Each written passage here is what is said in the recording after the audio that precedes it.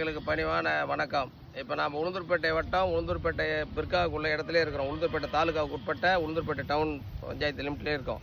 இப்போ இந்த நெல்லுக்கு வந்து CR 1009 சாவத்திரி சப்புன்னுவாங்க. இதை வந்து புரட்டாசி மாதம் நாற்று விட்டுதா? இது புரட்டாசி மாதம் நாட்டு விட்டு ஐபிசியில் நட்டு புரட்டாசியிலே நட்டாச்சு. ஏதாவது இயந்திர நடவு. இதை வந்து தழைமணி சாம்பல் சத்து ஒரு ஏக்கருக்கு 20 கிலோ தழை சத்து, ஒரு 20 கிலோ மணி சத்து, 20 கிலோ சாம்பல் சத்து கொடுத்துருக்கு.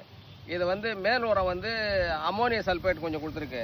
அதாவது நுண்ணுரங்கள் கொடுத்துருக்கு. இதை வந்து ஒரு கதிரில் எப்படியும் மணி பார்த்தீங்கன்னா ஒரு 175 to 225 கதிர்கள் மணி இருக்குது. எந்த மணியுமே இந்த 225 கதிர்களில் ஒரு 5 மணி வேணால் ஒரு போக்கு போகிறதுக்கான வாய்ப்பு சாத்தியக்கூறு இருக்கும். மற்றது எல்லாமே முழுமையாக திரட்சியான மணி. இந்த நெல் வந்து முழுமையாக முதிர்ச்சி எடுக்குது. இதில் வந்து 2ஆம் தர பயிர் கால்சியம், மெக்னீசியம், சல்ஃபர் அதுவும் கொடுத்துருக்கு. அதில் அப்படி கொடுக்கும்போது அமோனியம் சல்ஃபேட் கொடுக்கும்போது அந்த சல்ஃபரும் கிடைச்சிருக்கு.